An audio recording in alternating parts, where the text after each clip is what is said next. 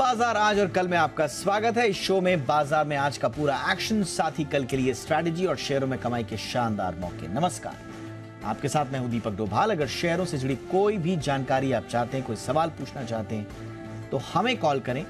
हमारा phone number आपकी screen पर 02223001634 और इसके अलावा एक और नंबर है जिस पर आप कॉल कर सकते हैं।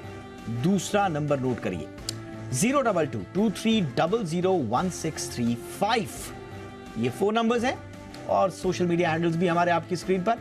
आप हमें फेसबुक पर @ZBusinessOnline के साथ जुड़े, ट्विटर पर हैं तो हमारा हैंडल है @ZBusiness। अपने सवाल भेजें और हाँ, हैशटैग इस्तेमाल जरूर कीजिए, हैशटैग बाजार आज और कल। और मेरे साथ कल के लिए आपकी तैयारी कराने के लिए जी बिजनेस के मैनेजिंग एडिटर अनिल सिंह भी हैं। साथ ही साथ मेरे साथ एक और खास मेहमान सेठी फिनमार्ट के एमडी विकास सेठी जी भी हैं। लेकिन सबसे पहले देख लेते हैं आज बाजार में कैसा रहा कारोबार, और उसके बाद सेठी सर के साथ बढ़ाएंगे हम चर्चा को आगे। आपके सवाल भी उनसे लेंगे, लेकिन पहले लंबे वीकेंड के बाद भी बाजार में पॉजिटिव वाला मूड माहौल देखने को मिला। सेंसेक्स करीब 250 अंक चढ़कर 61,350 के पार बंद होने में कामयाब रहा। निफ्टी 82 अंक चढ़कर 18,150 के बेहद करीब बंद हुआ। निफ्टी बैंक 118 अंक चढ़कर 43,350 के पार क्लोज हुआ।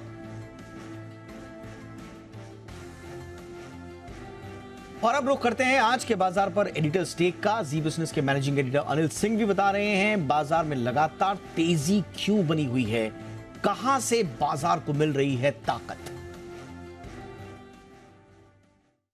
हफ्ते के पहले दिन और लगातार छठे दिन भारतीय बाजारों में रहा तेजी का रुझान। लंबे वीकेंड के बाद 3 दिनों के बाद आज जब भारतीय बाजार खुले तो दुनिया भर के बाजारों से संकेत फिर से तेजी के थे। 2 दिनों में नेट अमेरिकी बाजारों में मजबूती हुई।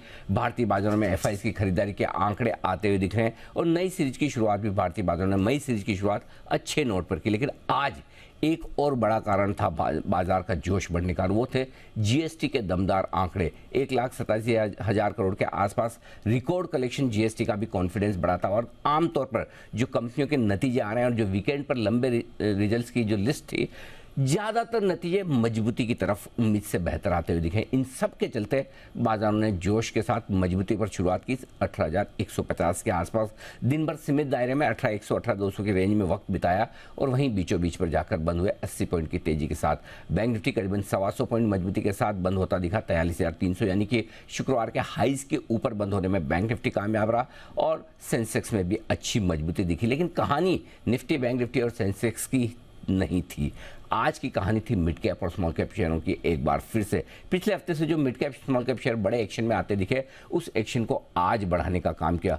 कई सारे ऐसे मिड कैप स्टॉक्स, आप रेलवे देख लें, होजियरी और टेक्सटाइल के देख लें, फर्टिलाइजर देख लें, छोटे सीमेंट स्टॉक्स देख लें, धीमे धीमे करके एक एक सेक्टर में आपको बढ़िया तेजी बनती हुई दिख रही है और ट्रेडर्स वहीं पर बड़े मौके ढूंढ रहे हैं। तो मिड कैप शेयरों की तेजी से बाजार में, ब्रॉडर मार्केट में अच्छी मजबूती का माहौल बना हुआ है और ग्लोबल मार्केट्स की थोड़ी सुस्ती के बावजूद भारतीय बाजार आज फिर से लगातार छठे दिन तेजी के साथ बंद होने में रहे कामयाब। और आइए अब रुख करते हैं हमारे खास मेहमान का। सेठी फिनमार्ट के एमडी विकास सेठी सर हमारे साथ हैं। सेठी सर, एक बार फिर से आपका स्वागत। आपसे हम जानेंगे कल पोजिशनल और लॉन्ग टर्म सारी तरह की आपकी पिक्स, बट पहले मौजूदा जो स्थिति है सब मार्केट की, उस पर आपका एनालिसिस।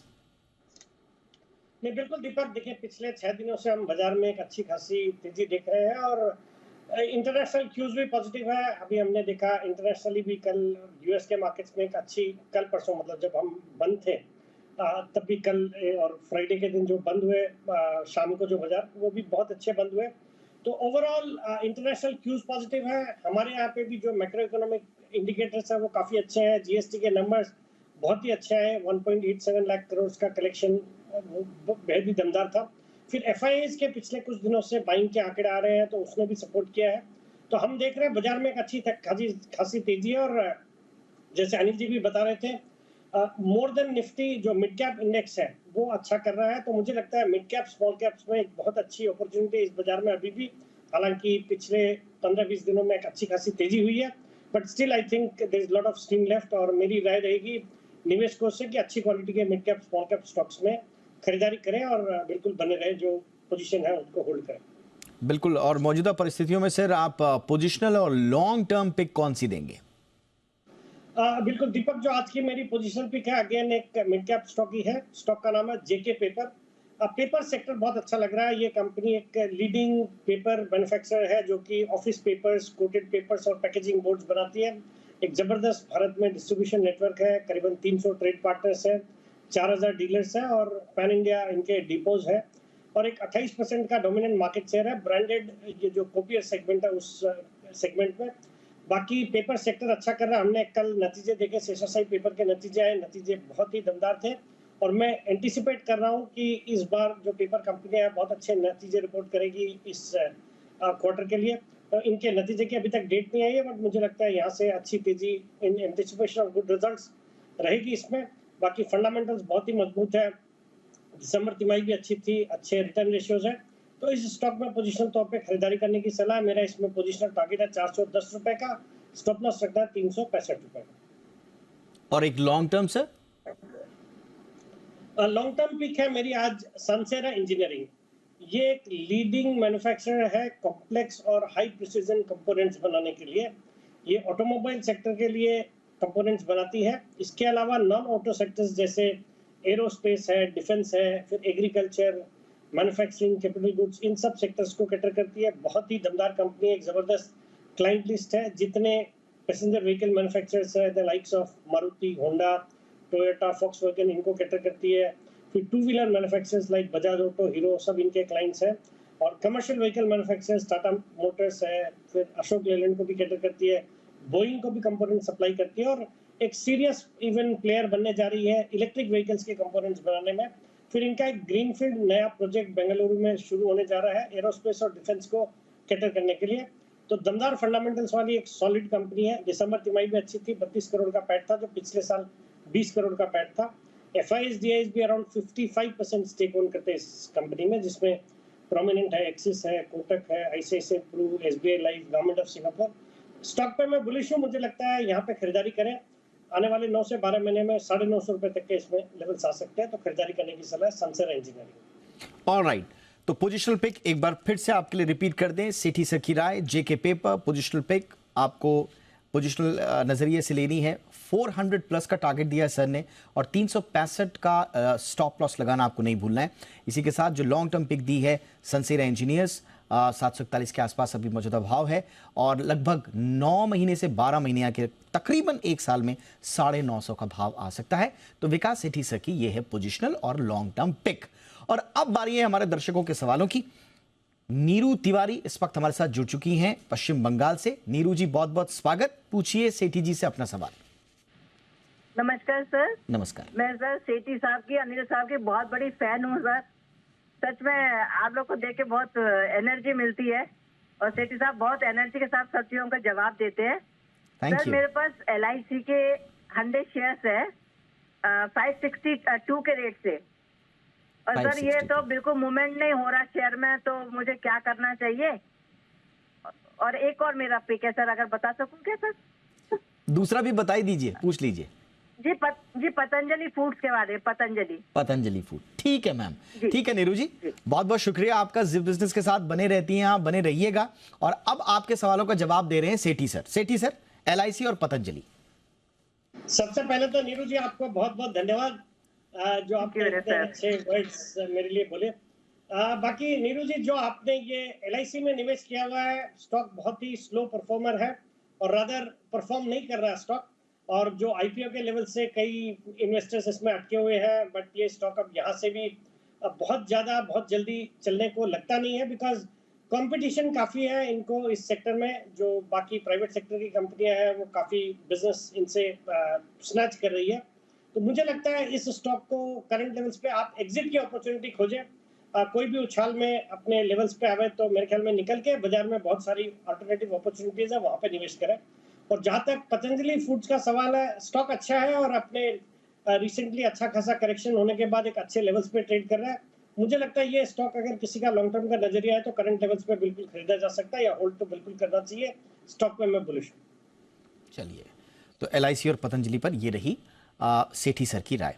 अब हमारे साथ शर्बनी जुड़ रही हैं दिल्ली से। शर्बनी जी बहुत बहुत स्वागत है, पूछिए सेठी जी से अपना सवाल। हाँ जी, good evening sir. Good evening. Yeah actually मेरे पास टाटा स्टील की 1700 शेयर्स है, जिसकी प्राइस है 109.30। आज ही मैंने खरीदा, तो उसे होल्ड करूं या कल बेच ही दूं अगर मार्केट खुलने के बाद?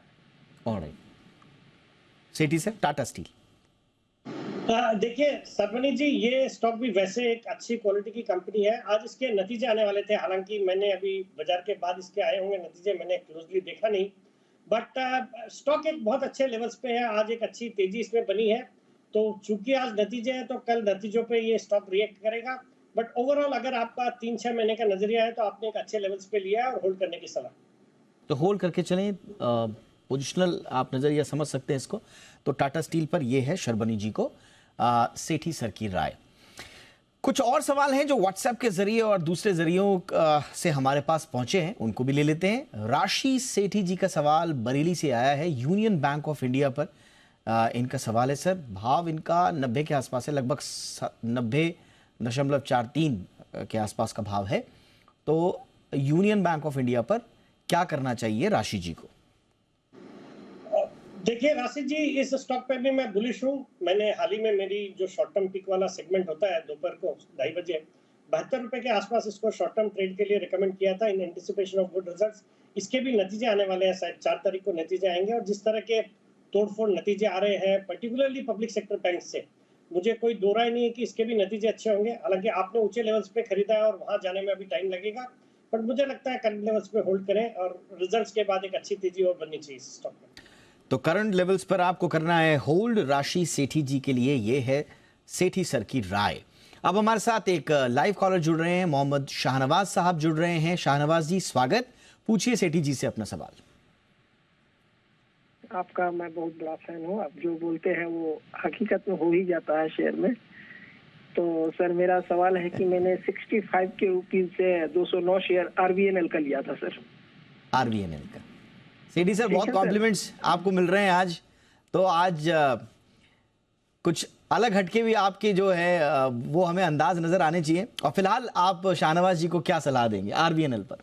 दीपक जी, मोहम्मद शाहनवाज जी को बहुत बहुत धन्यवाद, इन्होंने तो जोश भर दिया बिल्कुल। बिकॉज ये आरबीएनएल 24 मार्च को जब हम जी बिजनेस पे वेल्थ क्रिएशन डे मनाते हैं, उस दिन 65 रुपए के लेवल पे ही मैंने रिकमेंड किया था as my wealth creation pick for this year, और वहां से लगभग एक ही महीना हुआ है और आज ये ऑलमोस्ट डबल होने की तैयारी है, 118 के लेवल पे आ गया। बहुत अच्छा स्टॉक, बहुत अच्छे लेवल्स पे आपने एक्वायर किया है, और जिस तरह के ऑर्डर इनफ्लोज है इस कंपनी के पास और जो रेलवे पे सरकार का फोकस है, आज भी बड़े ऑर्डर्स मिले, उसके ऊपर हमने इसमें एक बहुत अच्छी चाल देखी है।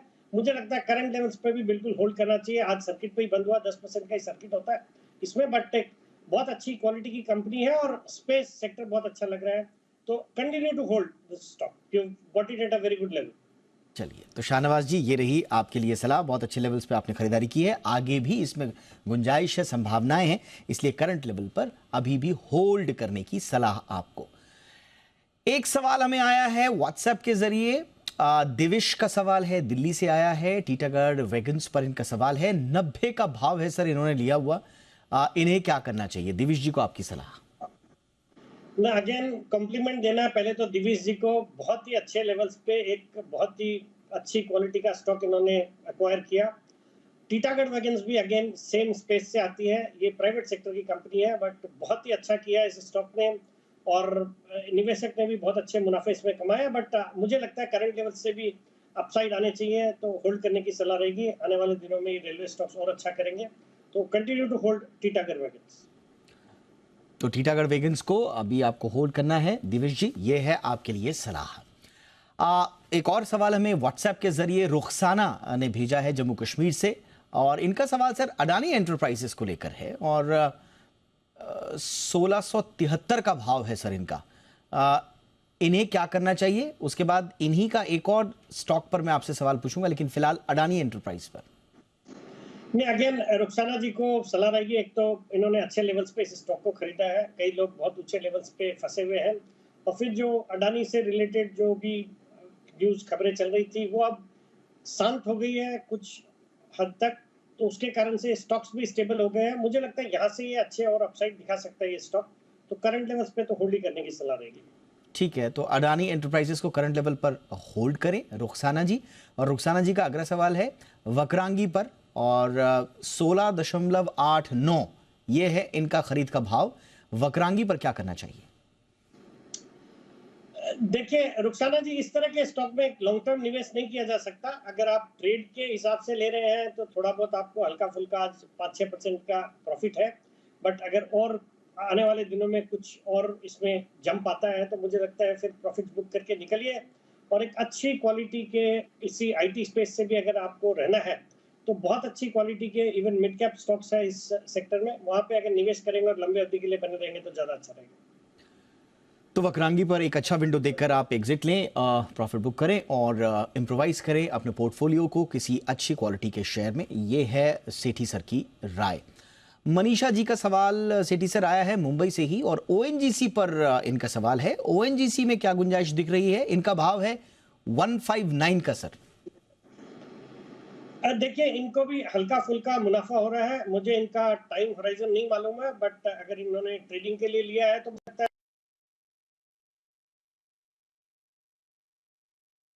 मुझे लगता है ONGC also would do well. तो 175 के आसपास अगर इनका ट्रेडिंग नजरिया है तो वहां पे प्रॉफिट बुक करने की सलाह रहेगी। चलिए, तो मनीषा जी आपको एक सेफ विंडो दी है सेठी सर ने, उसका ख्याल आप रखें 175 के आसपास का, उसके बाद आप इससे प्रॉफिट बुक कर सकती हैं। नेहा सिंगल का सवाल अगला गाजियाबाद से आया है। एफएल इंडिया पर इनका सवाल है सर, और भाव है इनका 1085 का 1085। नहीं, देखिए नेहा जी को सलाह रहेगी इस स्टॉक को होल्ड करने की। एक अच्छी क्वालिटी की न्यू एज बिजनेस वाली कंपनी है।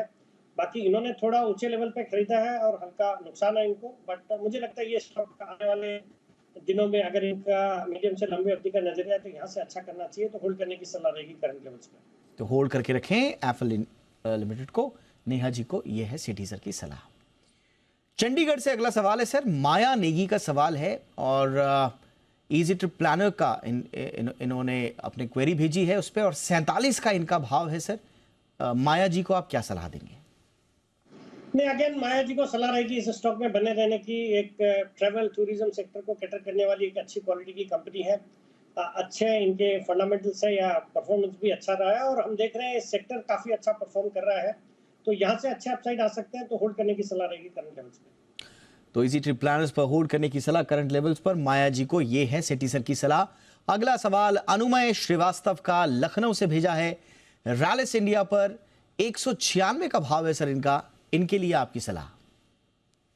नहीं, अगेन अनुभव जी, ये स्टॉक भी एक अच्छी क्वालिटी की कंपनी है और एग्री सेक्टर को बिलोंग करती है, फिर टाटा ग्रुप की कंपनी है।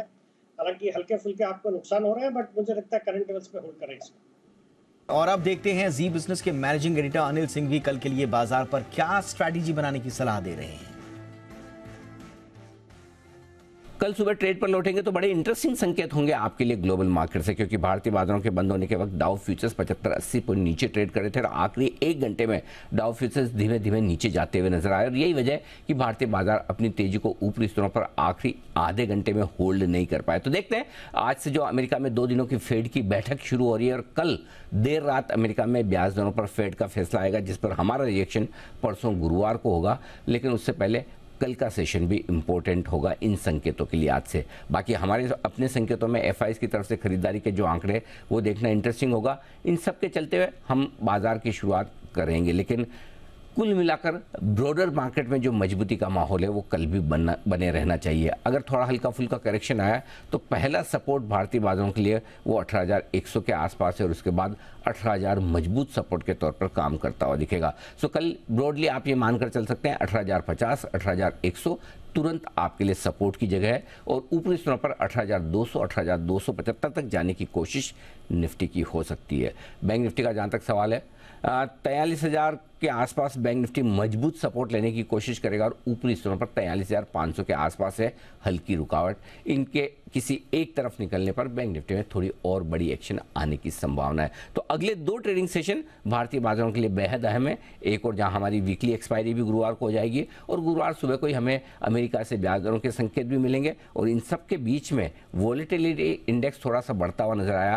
काफी गिरने के बाद आज 10% का उछाल विक्स में था। तो ये कहीं न कहीं ये दिखा रहा है कि एक तरफा अच्छी तेजी होने के बाद बाजार अब वन साइड मूव देने के बजाय थोड़ा उतार चढ़ाव दिखाने के लिए यहां पर अपना मन बनाते हुए नजर आ रहे हैं। और अब ऑप्शन की स्ट्रैटेजी।